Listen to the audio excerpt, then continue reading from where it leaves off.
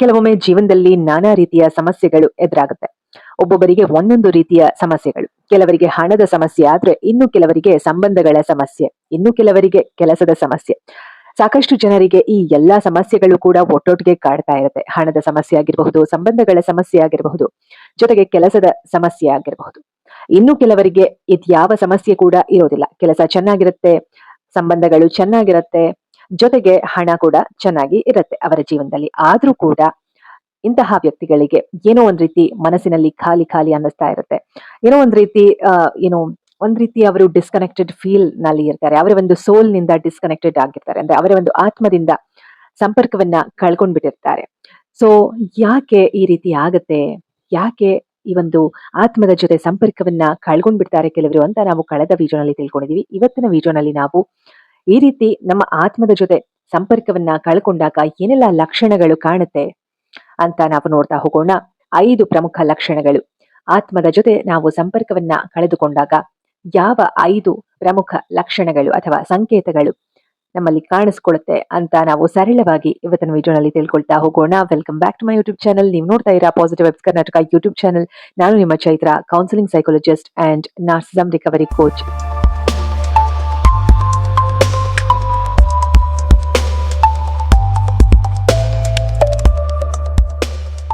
ಸ್ನೇಹಿತರೆ, ಕಳೆದ spiritual awareness series ನ ಕೆಲವು ಸಂಚಿಕೆಗಳಲ್ಲಿ ನಾವು ವಾಟ್ ಈಸ್ ಸೋಲ್, ಆತ್ಮ ಅಂದ್ರೆ ಏನು, ಇನ್ನರ್ ಅವೇರ್ನೆಸ್, ನಮ್ಮ ಬಗ್ಗೆ ನಾವು ಅರಿವು ಮೂಡಿಸಿಕೊಳ್ಳೋದು ಅಂದ್ರೆ ಏನು, ಜೊತೆಗೆ ಕಾನ್ಶಿಯಸ್ನೆಸ್, ಪ್ರಜ್ಞಾವಸ್ಥೆ ಅಂದ್ರೆ ಏನು ಅನ್ನುವಂತಹ ವಿಚಾರಗಳನ್ನ ತಿಳ್ಕೊಂಡಿದೀವಿ.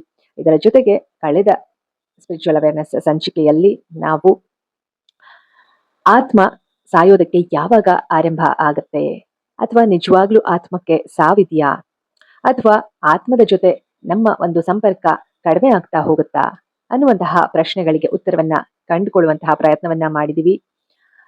ಇವನಾರು ಆ ವಿಡಿಯೋ ನೋಡಿಲ್ಲ ಅಂದ್ರೆ ಆ ವಿಡಿಯೋ ನೋಡಿ ತದನಂತರ ಈ ವಿಡಿಯೋ ನೋಡಿದ್ರೆ ನಿಮಗೆ ಒಂದು ಕ್ಲಾರಿಟಿ ಅನ್ನೋದು ಸಿಗುತ್ತೆ. ಜೊತೆಗೆ ನನ್ನ ಒಂದು ಹೆಲ್ತ್ ಅವೇರ್ನೆಸ್ ರಿಲೇಟೆಡ್ ಸೀರೀಸ್ ನಲ್ಲಿ ನಮ್ಮ ದೇಹಕ್ಕೆ ಸಂಬಂಧಪಟ್ಟಂತಹ ನಾನಾ ರೀತಿಯ ಕಾಯಿಲೆಗಳು, ಡಯಾಬಿಟೀಸ್ ರಿಲೇಟೆಡ್ ಆಗಿರಬಹುದು, ಕಿಡ್ನಿ ಸಮಸ್ಯೆ ಆಗಿರಬಹುದು, ಕಾರ್ಟಿಸಾಲ್ ಲೆವೆಲ್ ಆಗಿರಬಹುದು, ಈ ರೀತಿ ಅನೇಕ ಆರೋಗ್ಯದ ಸಮಸ್ಯೆಗಳ ಬಗ್ಗೆ ವಿಚಾರಗಳನ್ನ ತಿಳಿಸ್ಕೊಟ್ಟಿದ್ದೀನಿ. ಜೊತೆಗೆ ನಾರ್ಸಿಸಿಸಮ್ ರಿಕವರಿ, ಈ ಒಂದು ಸೀರೀಸ್ ನಲ್ಲಿ ಟಾಕ್ಸಿಕ್ ರಿಲೇಶನ್ಶಿಪ್ ಗಳ ಬಗ್ಗೆ ಆಗಿರಬಹುದು, ನಾರ್ಸಿಸಿಸ್ಟಿಕ್ ಫ್ಯಾಮಿಲಿ ಡೈನಮಿಕ್ಸ್ ಬಗ್ಗೆ ಆಗಿರಬಹುದು, ಈ ಎಲ್ಲಾ ವಿಚಾರಗಳನ್ನ ತಿಳಿಸ್ಕೊಟ್ಟಿದ್ದೀನಿ. ಸೊ ನನ್ನ ಒಂದು ವಿಡಿಯೋಗಳು ಮೈಂಡ್ ಬಾಡಿ ಸೋಲ್ ರಿಲೇಟೆಡ್ ವಿಡಿಯೋಸ್ಗಳಾಗಿರುತ್ತೆ. ಅಂದ್ರೆ ಮನಸ್ಸು ದೇಹ ಆತ್ಮ ಚೇತರಿಕೆಯ ವಿಡಿಯೋಗಳಾಗಿರುತ್ತೆ. ಮೈಂಡ್ ಬಾಡಿ ಸೋಲ್ ಹೀಲಿಂಗ್ ದೃಷ್ಟಿಕೋನದಲ್ಲಿ ವಿಡಿಯೋಗಳು ಇರುತ್ತೆ. ನೀವು ಫಸ್ಟ್ ಟೈಮ್ ನನ್ನ ಚಾನಲ್ ನೋಡ್ತಾ ಇದ್ರೆ ಪಾಸಿಟಿವ್ ವೈಬ್ಸ್ ಕರ್ನಾಟಕ ಚಾನಲ್ಗೆ ಸಬ್ಸ್ಕ್ರೈಬ್ ಮಾಡಿಕೊಂಡು ಹಾಗೆ ಬೆಲ್ ಐಕಾನ್ ಒತ್ತಿ ನಾನು ಯಾವುದೇ ವಿಡಿಯೋ ಹಾಕಿದ್ರೂ ಕೂಡ ನಿಮಗೆ ನೋಟಿಫಿಕೇಶನ್ ಬರುತ್ತೆ. ಇದರ ಜೊತೆಗೆ ನೀವೇನಾದ್ರು ಕೌನ್ಸಿಲಿಂಗ್ ಸೆಷನ್ಸ್ ಅಟೆಂಡ್ ಮಾಡಬೇಕು ಅಂತಂದ್ರೆ ಸ್ಕ್ರೀನ್ ಮೇಲೆ ಕೊಟ್ಟಿರುವಂತಹ ನಂಬರ್ಗೆ ಕಾಲ್ ಮಾಡಿ ಅಥವಾ ವಾಟ್ಸ್ಆಪ್ ಮೂಲಕ ನನ್ನನ್ನು ನೀವು ಕನೆಕ್ಟ್ ಆಗಬಹುದು. ಕೌನ್ಸಿಲಿಂಗ್ ಸೆಷನ್ಸ್ ನ ಅಟೆಂಡ್ ಮಾಡಬಹುದು. ಸ್ನೇಹಿತರೆ, ಇಷ್ಟನ್ನ ಹೇಳ್ತಾ ತಡ ಮಾಡಿದಿರ ಇವತ್ತಿನ ಒಂದು ಟಾಪಿಕ್ ನ ಶುರು ಮಾಡೋಣ ಬನ್ನಿ. ಆಲ್ರೆಡಿ ನಾನು ಈಗಾಗಲೇ ಹೇಳಿದ ಹಾಗೆ ಕಳೆದ ಸಂಚಿಕೆಯಲ್ಲಿ ನಾವು ಆತ್ಮ ಸಾಯೋದಕ್ಕೆ ಯಾವಾಗ ಆರಂಭ ಆಗುತ್ತೆ, ಅಥವಾ ನಿಜವಾಗ್ಲೂ ಆತ್ಮ ಅನ್ನೋದು ಸಾಯುತ್ತಾ, ಅದಕ್ಕೆ ಸಾವಿದೆಯಾ ಅಂತ ತಿಳ್ಕೊಂಡಿದೀವಿ. ಜೊತೆಗೆ ಆತ್ಮ ಅನ್ನೋದು ನಮ್ಮಿಂದ ಯಾವ ರೀತಿ ಸಂಪರ್ಕವನ್ನ ಕಳ್ಕೊಳ್ತಾ ಹೋಗುತ್ತೆ ಅನ್ನೋದನ್ನ ತಿಳ್ಕೊಂಡಿದೀವಿ. ಸೊ ಇವತ್ತಿನ ಸಂಚಿಕೆಯಲ್ಲಿ ನಾವು ಈ ರೀತಿ ನಮ್ಮಿಂದ ಏನು ನಮ್ಮ ಆತ್ಮದಿಂದ ನಾವು ಸಂಪರ್ಕವನ್ನ ಕಳ್ಕೊಳ್ತಾ ಇದೀವಿ ಅನ್ನೋದಕ್ಕೆ ಏನು ಲಕ್ಷಣಗಳು ನಮ್ಮಲ್ಲಿ ಕಾಣುತ್ತೆ, ಒಂದು 5 ಪ್ರಮುಖವಾದಂತಹ ಲಕ್ಷಣಗಳನ್ನ ನಾವು ಒಂದೊಂದಾಗಿ ನೋಡ್ತಾ ಹೋಗೋಣ. ಕೆಲವೊಂದು ಪ್ರಮುಖವಾದಂತಹ ಲಕ್ಷಣಗಳು ಅಂದ್ರೆ ನಾವು ನಮ್ಮ ಆತ್ಮದ ಜೊತೆ ನಮಗೆ ಇರುವಂತಹ ಸಂಪರ್ಕವನ್ನ ಹಂತ ಹಂತವಾಗಿ ಕಳ್ಕೊಳ್ತಾ ಬರ್ತಾ ಇರ್ತೀವಿ. ಇದರ ಒಂದು ಲಕ್ಷಣಗಳು ಏನು ಅನ್ನೋದನ್ನ ನಾವು ನೋಡ್ತಾ ಹೋಗೋಣ. ಸ್ನೇಹಿತರೆ, ಮೊದಲನೇದಾಗಿ ಕಾರಣನೇ ಇಲ್ಲದೆ ನಮ್ಗೆ ಒಂದು ರೀತಿ ಖಾಲಿತನವನ್ನ ಅನುಭವಿಸುವಂತಹ ಒಂದು ಸಿಚುವೇಶನ್ ಕ್ರಿಯೇಟ್ ಆಗುವಂತದ್ದು.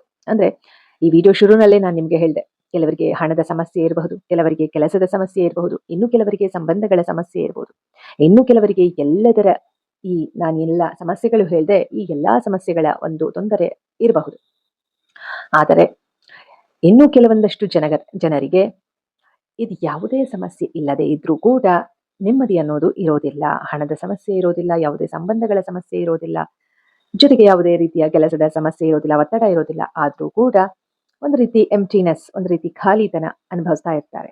ಹಾಗಂದ ಮಾತ್ರಕ್ಕೆ ಈ ಎಲ್ಲ ಸಮಸ್ಯೆಗಳು ಇದ್ದವರಿಗೆ ಖಾಲಿತನ ಅನ್ನಿಸೋದಿಲ್ಲ ಅಂತ ಏನೂ ಇಲ್ಲ ಸ್ನೇಹಿತರೆ. ಎಲ್ಲರಿಗೂ ಕೂಡ ಒಂದಲ್ಲ ಒಂದು ರೀತಿಯಲ್ಲಿ ಅಥವಾ ಒಂದಲ್ಲ ಒಂದು ಸಂದರ್ಭದಲ್ಲಿ ನಮ್ಮ ಜೀವನದಲ್ಲಿ ನಮಗೆ ಈ ರೀತಿ ಫೀಲಿಂಗ್ಸ್ ಅಥವಾ ಭಾವನೆಗಳು ಅಥವಾ ನಮ್ಮ ಒಂದು ಅನುಭವಗಳು ಬಂದೇ ಇರುತ್ತೆ ನಮಗೆ.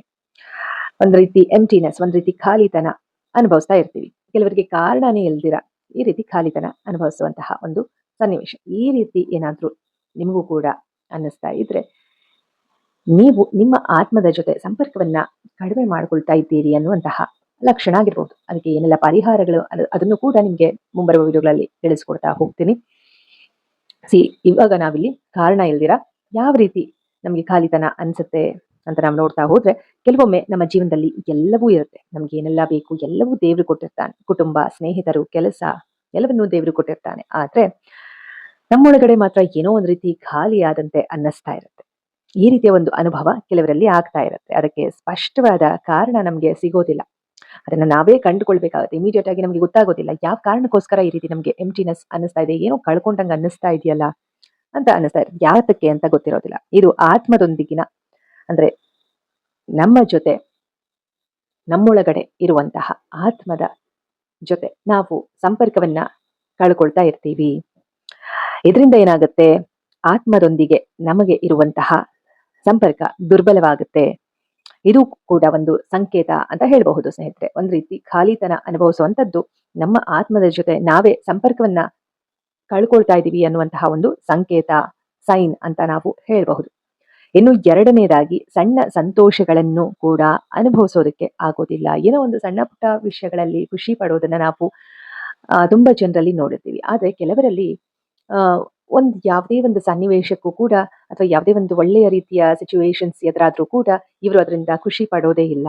ಆ ರೀತಿಯ ಒಂದು ಏನು ಸಿಚುವೇಶನ್ಸ್ ಇವರ ಲೈಫಲ್ಲಿ ಕಾಣ್ತಾ ಇರತ್ತೆ. ಮೊದಲು ಸಂತೋಷ ಕೊಡುತ್ತಿದ್ದ ವಿಷಯಗಳು ಈಗ ಸಂತೋಷ ಕೊಡೋದಿಲ್ಲ. ಅಂದ್ರೆ ಮೊದಲು ಅವ್ರಿಗೆ ಸಂತೋಷ ಕೊಡ್ತಾ ಇರುತ್ತೆ ಕೆಲವೊಂದು ವಿಷಯಗಳು, ಆದ್ರೆ ಅದೇ ವಿಷಯಗಳು ಈಗ ಅವರಿಗೆ ಸಂತೋಷ ಕೊಡ್ತಾ ಇರೋದಿಲ್ಲ. ನಗ್ಬೇಕು ಅಂತ ನಗ್ತಾರೆ, ಅಥವಾ ಯಾರ ಜೊತೆ ನಾವು ಮಾತಾಡ್ಬೇಕು ಅಂತ ಮಾತಾಡ್ತಾರೆ, ಮನ್ಸಿರೋದಿಲ್ಲ. ಆದ್ರೂ ಕೂಡ ಮೇಲ್ನೋಟಕ್ಕೆ ಎಲ್ಲವೂ ಚೆನ್ನಾಗಿರುವ ರೀತಿಯಲ್ಲಿ ಇರ್ತಾರೆ. ಜೀವನ ಒಂದು ಕರ್ತವ್ಯದಂತೆ ಅನ್ಸೋದಕ್ಕೆ ಶುರು ಆಗ್ಬಿಡುತ್ತೆ. ಒಂದ್ ರೀತಿ ಏನೋ ಬದುಕಬೇಕು ಅಂತ ಬದುಕ್ತಾ ಇರ್ತೀವಿ, ಒಂದ್ ರೀತಿ ಹುಮ್ಮಸ್ಸು, ಜೀವನೋತ್ಸಾಹ ಇರೋದಿಲ್ಲ. ಈ ರೀತಿ ಆಗ್ತಾ ಇದ್ರೆ ಇದು ಕೂಡ ನಮ್ಗೆ ನಮ್ಮ ಆತ್ಮದೊಂದಿಗೆ ಸಂಪರ್ಕ ಕಳೆದುಕೊಳ್ತಾ ಇರುವಂತಹ ಒಂದು ಲಕ್ಷಣ, ಒಂದು ಸೈನ್, ಸಂಕೇತ ಅಂತ ಹೇಳ್ಬೋದು ಸ್ನೇಹಿತರೆ. ಇನ್ನು ಮೂರನೇದಾಗಿ, ಯಾವಾಗ್ಲೂ ಆಯಾಸ ಆಗ್ತಾ ಇರುವಂತಹ ಒಂದು ಅನುಭವ. ಅಂದ್ರೆ ಎಷ್ಟೇ ರೆಸ್ಟ್ ಮಾಡಿದ್ರು ಕೂಡ ಏನೋ ಒಂದು ರೀತಿ ಆಲಸ್ಯ, ಏನೋ ಒಂದು ರೀತಿ ಲೇಸಿನೆಸ್ ಅನ್ಸೋದು, ಆಯಾಸ ಅನ್ಸೋದು, ಸುಸ್ತು ಅನ್ಸೋದು, ಈ ರೀತಿ ಆಗ್ತಾ ಇರುತ್ತೆ. ಇದಕ್ಕೆ ನಾನಾ ರೀತಿಯ ಸೈಂಟಿಫಿಕ್ ರೀಸನ್ಸ್ ಕೂಡ ಇರುತ್ತೆ. ಇದು ಕೂಡ ಒಂದು ರೀತಿ ವಿಜ್ಞಾನ, ಸೈನ್ಸ್ ಅಂತಾನೆ ನಾವು ಹೇಳಬಹುದು. ಯಾಕಂದ್ರೆ ಎಷ್ಟೊಂದು ಜನಕ್ಕೆ ಈ ರೀತಿ ಅನುಭವ ಆಗಿದೆ. ಸೊ ವಿಜ್ಞಾನ ಅಂದ ಮಾತ್ರಕ್ಕೆ ನಾವಿಲ್ಲಿ ಏನೋ ಒಂದ್ ರೀತಿ ಲ್ಯಾಬೊರೇಟರಿ ಇರಬೇಕು ಅಥವಾ ಎಕ್ಸ್ಪೆರಿಮೆಂಟ್ ಆಗ್ಬೇಕು ಈ ರೀತಿನೇ ತಿಳ್ಕೊಳ್ಬಾರ್ದು. ನಮ್ಮ ದಿನನಿತ್ಯದ ಜೀವನದಲ್ಲೂ ಕೂಡ ಏನು ನಮ್ಮ ಒಂದು ಎಕ್ಸ್ಪೀರಿಯನ್ಸ್ ನಲ್ಲೂ ಕೂಡ ಇದೆಲ್ಲವನ್ನು ನಾವು ಕಾಣಬಹುದು ಸ್ನೇಹಿತರೆ. ತುಂಬಾ ಜನರಿಗೆ ಈ ರೀತಿ ಅನ್ನಿಸಿರುವಂತಹ ಉದಾಹರಣೆಗಳು ಇವೆ. ಸೊ ಯಾವಾಗ್ಲೂ ಕೂಡ ಆಯಾಸ ಆಗ್ತಾ ಇರುವಂತದ್ದು. ಓಕೆ, ಡಾಕ್ಟರ್ ಹತ್ರ ಹೋದ್ರೂ ಕೂಡ ಎಲ್ಲಾ ರಿಪೋರ್ಟ್ಗಳು ನಾರ್ಮಲ್ ಇರುತ್ತೆ, ಆದ್ರೂ ಕೂಡ ಆಯಾಸ ಆಗ್ತಾ ಇರುತ್ತೆ. ಸೊ ದೇಹಕ್ಕೆ ಒಂದ್ ರೀತಿ ವಿಶ್ರಾಂತಿ ಸಿಕ್ಕಿದ್ರು ಕೂಡ, ಅದೇ ನಾನು ಹೇಳ್ದಾಗೆ ಆಲ್ರೆಡಿ ರೆಸ್ಟ್ ಮಾಡಿರ್ತೀರಾ ನೀವು, ಆದ್ರೂ ಕೂಡ ಏನೋ ಒಂದ್ ರೀತಿ ಆಯಾಸ ಅಂತ ಅನ್ನಿಸ್ತಾ ಇರುತ್ತೆ. ನಿಮ್ಗೆ ಮನಸ್ಸು ಯಾವಾಗ್ಲೂ ಕೂಡ ದಣಿದಂತೆ ಫೀಲ್ ಆಗ್ತಾ ಇರುತ್ತೆ. ಒಂದ್ ರೀತಿ ಟಯರ್ಡ್ನೆಸ್ ಫೀಲ್ ಆಗ್ತಾ ಇರುತ್ತೆ ಮನ್ಸೊಳಗಡೆ ನಿಮ್ಗೆ. ಇದು ದೈಹಿಕ ಆಯಾಸ ಮಾತ್ರವಲ್ಲ, ಅಂದ್ರೆ ಇದು ಏನು ಫಿಸಿಕಲ್ ಟಯರ್ಡ್ನೆಸ್ ಮಾತ್ರ ಅಲ್ಲ, ಒಳಗಿನಿಂದಲೇ ಶಕ್ತಿ ಕಡಿಮೆ ಆದಂತಹ ಒಂದು ಅನುಭವ ನಿಮ್ಗೆ ಆಗತ್ತೆ. ಅಂದ್ರೆ ನಿಮ್ಮ ಒಳಗಡೆಯಿಂದನೇ ಏನೋ ಒಂದ್ ರೀತಿ ಮಿಸ್ಸಿಂಗ್ ಅಂತ ಅನ್ನಿಸ್ತಾ ಇರುತ್ತೆ. ಮುಂಚೆ ಇದ್ದಂತಹ ಹುರುಪು, ಜೀವನೋತ್ಸಾಹ ಇಲ್ಲದೆ ಇರುವ ಹಾಗೆ ಅನ್ನಿಸ್ತಾ ಇರುತ್ತೆ. ಇದು ಕೂಡ ನೀವು ನಿಮ್ಮ ಆತ್ಮದ ಜೊತೆ ಸಂಪರ್ಕವನ್ನ ಕಳ್ಕೊಳ್ತಾ ಇದ್ದೀರಿ ಅಥವಾ ಕಡಿಮೆ ಆಗ್ತಾ ಇದೆ ಸಂಪರ್ಕ, ನಿಮ್ಮ ಆತ್ಮದ ಜೊತೆ ನಿಮ್ಗೆ ಇರುವಂತಹ ಸಂಪರ್ಕ ಕಡಿಮೆ ಆಗ್ತಾ ಇದೆ ಅನ್ನೋದಕ್ಕೆ ಇದು ಕೂಡ ಒಂದು ಸಂಕೇತ, ಸೈನ್ ಅಥವಾ ಒಂದು ಲಕ್ಷಣ ಅಂತ ಹೇಳ್ಬೋದು ಸ್ನೇಹಿತರೆ. ಇನ್ನು ನಾಲ್ಕನೇದಾಗಿ, ನಿಮ್ಮನ್ನೇ ನೀವು ಕಳೆದುಕೊಳ್ಳುವಂತಹ ಒಂದು ಭಾವನೆ. ಅಂದ್ರೆ you start losing yourself. ಮುಂಚೆ ನೀವು ಹೇಗಿದ್ರೋ ಆ ರೀತಿ ನಿಮ್ಗೆ ಇರೋದಕ್ಕೆ ಸಾಧ್ಯ ಆಗ್ತಿರೋದಿಲ್ಲ. ಓಕೆನಾ ಸ್ನೇಹಿತರೆ? ಸೊ ಇದು ಕೂಡ ನಿಮ್ಮ ಜೊತೆ ನೀವೇ ನಿಮ್ಮ ಒಂದು ಸಂಪರ್ಕವನ್ನ ಕಳೆದುಕೊಳ್ಳುತ್ತಿರುವ ಒಂದು ಸಂಕೇತ ಅಂತ ಹೇಳ್ಬೋದು. ಅಂದ್ರೆ ನಿಮ್ಮ ಜೊತೆ ನೀವೇ ಸಂಪರ್ಕ ಕಳ್ಕೊಳ್ತಾ ಇದೀರಿ ಅಂತಂದ್ರೆ ನಿಮ್ಮ ಆತ್ಮದ ಜೊತೆ ನೀವು ಸಂಪರ್ಕವನ್ನ ಕಳ್ಕೊಳ್ತಾ ಇದ್ದೀರಿ ಅನ್ನೋದಕ್ಕೆ ಇದು ಕೂಡ ಒಂದು ಸಂಕೇತ ಅಂತ ಹೇಳ್ಬೋದು. ನನ್ಗೆ ನಿಜವಾಗಿಯೂ ಏನ್ ಬೇಕು ಅಂತ ನಿಮ್ಮನ್ನೇ ನೀವು ಪ್ರಶ್ನೆ ಮಾಡ್ಕೊಳ್ತಾ ಇರ್ತೀರಾ. ಏನ್ ಬೇಕು, ನನ್ನ ಲೈಫ್ ಪರ್ಪಸ್ ಏನು ಅನ್ನೋದು ಒಂದ್ ರೀತಿ ಕನ್ಫ್ಯೂಷನ್ ಸ್ಟೇಟಸ್ ನಲ್ಲಿ ನಿಮ್ಗೆ ಇಟ್ಬಿಡುತ್ತೆ ಇಂತಹ ಒಂದು ಪ್ರಶ್ನೆಗಳು. ಈ ಪ್ರಶ್ನೆಗೆ ಉತ್ತರನೇ ನಿಮ್ಗೆ ಸಿಗೋದಿಲ್ಲ. ಆ ರೀತಿ ಏನಾದ್ರು ನಿಮ್ಗೆ ಅನ್ನಿಸ್ತಾ ಇದ್ರೆ ಆಗ ನಿಮ್ಮ ಆತ್ಮದ ಜೊತೆ ಸಂಪರ್ಕ ಕಡಿಮೆ ಆಗ್ತಾ ಇದೆ ಅನ್ನುವಂತಹ ಒಂದು ಲಕ್ಷಣ ಅಂತ ಹೇಳ್ಬಹುದು. ಇತರರ ನಿರೀಕ್ಷೆಗಾಗಿಯೇ ನೀವು ಬದುಕ್ತಾ ಇರ್ತೀರಾ. ಅಂದ್ರೆ ಬೇರೆಯವರ ಒಂದು ಟಾರ್ಗೆಟ್ಸ್‌ಗೋಸ್ಕರ, ಬೇರೆಯವರು ಏನೋ ಒಂದು ಟಾರ್ಗೆಟ್ ಕೊಟ್ಟಿರ್ತಾರೆ ಅಥವಾ ಬೇರೆಯವ್ರು ಏನೋ ಒಂದು ನಿರೀಕ್ಷೆ ಇಟ್ಕೊಂಡಿರ್ತಾರೆ ನಿಮ್ಮ ಮೇಲೆ. ಅದಕ್ಕೋಸ್ಕರ ನೀವು ಬದುಕ್ತಾ ಇರ್ತೀರಾ ಹೊರತು ನಿಮಗೋಸ್ಕರ ನೀವು ಬದುಕ್ತಾ ಇರೋದಿಲ್ಲ. ಸೊ ಇದು ಕೂಡ ನಿಮ್ಮ ಒಂದು ಸೋಲ್ ಜೊತೆ ನೀವು ಕನೆಕ್ಷನ್ ಕಮ್ಮಿ ಆಗ್ತಾ ಇರೋದಕ್ಕೆ, ಕಮ್ಮಿ ಮಾಡ್ಕೊಳ್ತಾ ಇರೋದಕ್ಕೆ ಇದು ಕೂಡ ಒಂದು ಏನು ಸೈನ್ ಅಂತ ಹೇಳ್ಬೋದು. ನೀವೇ ಅದನ್ನ ಬಯಸಿ ಮಾಡ್ಕೊಳ್ತಾ ಇರೋದಿಲ್ಲ. ಅಂದ್ರೆ ಡಿಸ್ಕನೆಕ್ಟ್ ಆಗ್ತಾ ಇರೋದಿಲ್ಲ ನಿಮ್ಮ ಸೋಲ್ ನಿಂದ. ಬಟ್ ಆ ರೀತಿ ಲೈಫ್ ಸಿಚುವೇಶನ್ಸ್ ನಿಮ್ಗೆ ಹಾಗೆ ಮಾಡಿಸುತ್ತೆ. ಓಕೆನಾ? ನಿಮ್ಮ ಒಂದು ಕನಸುಗಳು, ನಿಮ್ಮ ಭಾವನೆಗಳು, ನಿಮ್ಮ ನಿಜವಾದ ಸ್ವರೂಪವನ್ನೇ ಮರೆಸಿಬಿಡುತ್ತವೆ ಅಂತಂದ್ರೆ, ನಿಮ್ಮ ಕನಸುಗಳು ಕೂಡ ನೀವು ಮರೆಮಾಚಬೇಕಾಗತ್ತೆ. ನಿಮ್ಮ ಭಾವನೆಗಳನ್ನ ನೀವು ಮರೆಮಾಚಬೇಕಾಗತ್ತೆ. ಬೇರೆಯವರಿಗೋಸ್ಕರ ನೀವು ಬೇರೆಯವ್ರು ಏನ್ ಥಿಂಕ್ ಮಾಡ್ತಾರೆ, ಬೇರೆಯವ್ರು ಏನ್ ಯೋಚನೆ ಮಾಡ್ತಾರೆ ನಿಮ್ಮ ಸುತ್ತಮುತ್ತ ಇರೋರು ಅನ್ನುವಂತಹ ಒಂದು ಮನಸ್ಥಿತಿಯಲ್ಲೇ ಬದುಕ್ತಾ ಇರ್ತೀರಿ. ಆಗ ನಿಮ್ಮ ಜೊತೆ ನೀವು ಕನೆಕ್ಷನ್ ಹೊಂದೋದಕ್ಕೆ ಸಾಧ್ಯ ಆಗೋದಿಲ್ಲ. ಇಂತಹ ಸಂದರ್ಭದಲ್ಲೂ ಕೂಡ ನಮ್ಮ ಆತ್ಮದ ಜೊತೆ ನಾವೇ ಸಂಪರ್ಕವನ್ನ ಕಳೆದುಕೊಳ್ತಾ ಹೋಗ್ತೀವಿ. ಇದು ಕೂಡ ಒಂದು ಲಕ್ಷಣ ಅಂತ ಹೇಳ್ಬೋದು. ಇನ್ನು ಕೊನೆಯದಾಗಿ, ಐದನೆಯದಾಗಿ, ಅಂತರಾತ್ಮದ ಧ್ವನಿಯನ್ನ ನಿರ್ಲಕ್ಷ್ಯ ಮಾಡ್ತಾ ಇರ್ತೀರಿ. ಸೊ ಇದು ಕೂಡ ಒಂದು ಸೈನ್, ಒಂದು ಲಕ್ಷಣ. ನಮ್ಮ ಆತ್ಮದ ಜೊತೆ ನಾವು ಸಂಪರ್ಕ ಕಳ್ಕೊಳ್ಳುವಂತಹ ಒಂದು ಲಕ್ಷಣ ಅಂತ ಹೇಳಬಹುದು. ನಮ್ಮೊಳಗೆ ಯಾವಾಗ್ಲೂ ಕೂಡ ಒಂದು ಮೌನವಾದಂತಹ ಒಂದು ಧ್ವನಿ ಇರುತ್ತೆ. ಅಬ್ಸರ್ವ್ ಮಾಡಿರ್ಬೋದು ನೀವು. ಕಳೆದ ವಿಡಿಯೋನಲ್ಲೂ ಕೂಡ ನಾನು ನಿಮ್ಗೆ ಹೇಳಿದ್ದೆ. ಒಂದು ವಾಯ್ಸ್ ಇರುತ್ತೆ ನಮ್ಮ ಒಳಗಡೆ. ಅದು ನಮಗೆ ಯಾವಾಗ್ಲೂ ಕೂಡ ಗೈಡ್ ಮಾಡ್ತಾ ಇರುತ್ತೆ. ನೀನು ಹೀಗ್ ಮಾಡು, ಆ ರೀತಿ ಮಾಡು, ನಿನಗೆ ಯಾವ್ದು ಸರಿ, ನಿನ್ಗೆ ಯಾವ್ದು ಸರಿ ಅಲ್ಲ, ನಿನ್ಗೆ ಯಾವ್ದು ಒಳ್ಳೇದು ನಿನ್ನ ಜೀವನಕ್ಕೆ ಅಂತ ಅದು ನಿಮ್ಗೆ ಗೈಡ್ ಮಾಡ್ತಾ ಇರುತ್ತೆ. ಸೊ ಆ ಒಂದು ವಾಯ್ಸ್‌ನ ನೀವು ಯಾವಾಗ್ಲೂ ಕೂಡ ಏನು ಗಮನಿಸ್ತಾ ಇರ್ಬೇಕಾಗತ್ತೆ. ಓಕೆನಾ ಸ್ನೇಹಿತರೆ? ಸೊ ಕೆಲವೊಮ್ಮೆ ಆ ವಾಯ್ಸ್‌ಗೆ ವಿರುದ್ಧವಾಗಿ ಒಂದ್ ರೀತಿ ನಮ್ಮ ಇನ್ನೊಂದು ಮನಸ್ಸು ಅಂತ ಏನಿರುತ್ತೆ, ಆ ಮನಸ್ಸು ಚಂಚಲವಾಗಿ ಇರುತ್ತೆ. ಇಲ್ಲ ಹೋಗ್ಲಿ ಬಿಡು, ನೀನು ಈ ರೀತಿ ಮಾಡು, ತೊಂದ್ರೆ ಇಲ್ಲ ಅಂತ ಹೇಳುತ್ತೆ. ಬಟ್ ಆ ಕೆಲಸವನ್ನ ನೀವು ಮಾಡಿದ್ರೆ, ಚಂಚಲ ಮನಸ್ಸು ಹೇಳುವಂತಹ ಕೆಲಸವನ್ನ ಮಾಡಿದ್ರೆ ಏನಾಗುತ್ತೆ, ನಿಮ್ಗೆ ಮುಂದೊಂದು ದಿನ ತೊಂದರೆ ಆಗುವಂತಹ ಸಾಧ್ಯತೆಗಳೇ ಇರುತ್ತೆ ಹೆಚ್ಚಾಗಿ. ಹಾಗಾಗಿ ನಿಮ್ಮ ಒಂದು ಏನು ಅಂತರಾತ್ಮ ಏನ್ ಹೇಳುತ್ತೆ ಅದ್ರ ಕಡೆ ನೀವು ಯಾವಾಗ್ಲೂ ಕೂಡ ಗಮನ ಕೊಡೋದು ತುಂಬಾನೇ ಮುಖ್ಯ ಸ್ನೇಹಿತರೆ. ಅದು ಸರಿಯಾದ ದಾರಿಯನ್ನ ನಿಮ್ಗೆ ತೋರಿಸ್ತಾ ಹೋಗುತ್ತೆ. ಆದ್ರೆ ನಾವು ಅದನ್ನ ಕೇಳೋದಕ್ಕಿಂತ ಭಯದ ಮಾತನ್ನ ಕೇಳ್ತೀವಿ. ಅಂದ್ರೆ ಏನೋ ಒಂದ್ ರೀತಿ ಭಯದ ವಾತಾವರಣ ಇತ್ತು ಅಂತಂದ್ರೆ, ಭಯದಲ್ಲೇ ನಾವು ಬದುಕ್ತಾ ಹೋಗ್ತೀವಿ. ಭಯದ ಒಂದು ಮಾತನ್ನೇ ಕೇಳ್ತಾ ಹೋಗ್ತೀವಿ ಹೊರತು ಅಂತರಾತ್ಮದ ಮಾತನ್ನ ನಾವು ಕೇಳ್ತಾ ಇರೋದಿಲ್ಲ. ಅಂತಹ ಸಂದರ್ಭದಲ್ಲೂ ಕೂಡ ನಾವು ನಮ್ಮ ಆತ್ಮದ ಜೊತೆ ಸಂಪರ್ಕವನ್ನ ಕಳ್ಕೊಳ್ತಾ ಹೋಗ್ತೀವಿ. ಸೊ ಇತರರ ಅಭಿಪ್ರಾಯವನ್ನ ಕೇಳ್ತಾ ನಾವು ಬದುಕ್ತೀವಿ. ಅಂದ್ರೆ ಬೇರೆಯವರ ಒಂದು ಅಭಿಪ್ರಾಯಕ್ಕೋಸ್ಕರ ನಾವು ಕಾಯ್ತಾ ಇರ್ತೀವಿ. ಅವ್ರು ಏನ್ ಅನ್ಕೊಳ್ತಾರೋ ಅವ್ರ ಅಭಿಪ್ರಾಯ ಕೊಟ್ಟ ಮೇಲೆ ಅದರ ತಕ್ಕನಾಗಿ ನಾವು ಬದುಕ್ತಾ ಹೋಗ್ತೀವಿ. ಆದ್ರೆ ನಮ್ಮ ಆತ್ಮದ ಧ್ವನಿಯನ್ನೇ ನಾವು ಮರ್ತು ಬಿಡ್ತೀವಿ, ನಿರ್ಲಕ್ಷ್ಯ ಮಾಡ್ಬಿಡ್ತೀವಿ. ಯಾವಾಗ್ಲೂ ಕೂಡ ನಮ್ಮ ಒಂದು ಏನು ಲೈಫ್‌ನಲ್ಲಿ ನಾವು ನಮ್ಮ ಆತ್ಮದ ಜೊತೆ ಸಂಪರ್ಕವನ್ನ ಕಳ್ಕೊಳ್ತಾ ಹೋಗ್ತೀವಿ. ಸೊ ಇದಿಷ್ಟು 5 ಮುಖ್ಯ ಲಕ್ಷಣಗಳು. ನಾವು ನಮ್ಮ ಆತ್ಮದ ಜೊತೆ ಸಂಪರ್ಕವನ್ನ ಕಳ್ಕೊಳ್ತಾ ಬರ್ತಾ ಇದ್ದೀವಿ ಅನ್ನೋದಕ್ಕೆ 5 ಪ್ರಮುಖವಾದಂತಹ ಲಕ್ಷಣಗಳು ಅಂತಾನೆ ಹೇಳ್ಬೋದು ಸ್ನೇಹಿತರೆ. ಈ ಎಲ್ಲಾ ಲಕ್ಷಣಗಳಲ್ಲಿ ಮುಖ್ಯವಾದ ಸಂದೇಶ ನಾವೀಗ ನೋಡ್ತಾ ಹೋಗೋಣ. ಈ ಎಲ್ಲಾ ಲಕ್ಷಣಗಳಲ್ಲಿ ಕೆಲವು ನಿಮ್ಮ ಜೀವನದಲ್ಲಿಯೂ ಕೂಡ ಇದ್ರೆ ಭಯ ಪಡುವಂತಹ ಅವಶ್ಯಕತೆ ಇಲ್ಲ ಅನ್ನೋದನ್ನ ನಾವಿಲ್ಲಿ ತಿಳ್ಕೊಳ್ಬೇಕು. ಓಕೆನಾ ಸ್ನೇಹಿತರೆ? ಯಾಕೆ ಇದು ನಿಮ್ಮ ಜೀವನದಲ್ಲಿ ಏನೋ ತಪ್ಪಾಗಿದೆ ಅಂತ ಅರ್ಥ ಅಲ್ಲ. ಬದಲಾಗಿ ನಿಮ್ಮ ಆತ್ಮ ನಿಮ್ಮ ಗಮನವನ್ನ ಕೇಳ್ತಾ ಇದೆ ಅನ್ನುವಂತಹ ಸಂಕೇತ ಅಂತ ಹೇಳ್ಬೋದು. ಅಂದ್ರೆ ನಿಮ್ಮ ಆತ್ಮ ಏನ್ ಬಯಸ್ತಾ ಇದೆ ಅಂತಂದ್ರೆ ನಿಮ್ಮ ಗಮನ, your attention. Your soul needs your attention.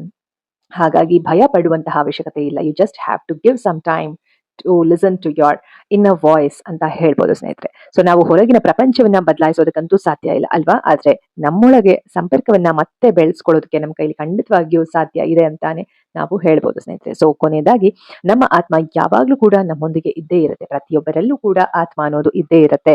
ಅದು ನಮ್ಮನ್ನ ಎಂದಿಗೂ ಕೂಡ ಬಿಟ್ಟು ಹೋಗೋದಿಲ್ಲ, ನಮ್ಮನ್ನ ಬಿಟ್ಟು ಹೋಗೋದಿಲ್ಲ ಈ ಒಂದು ಆತ್ಮ ಅನ್ನೋದು. ಆದ್ರೆ ನಾವು ಅದರ ಮಾತನ್ನ ಕೇಳೋದನ್ನ ನಿಲ್ಲಿಸಬಾರ್ದು.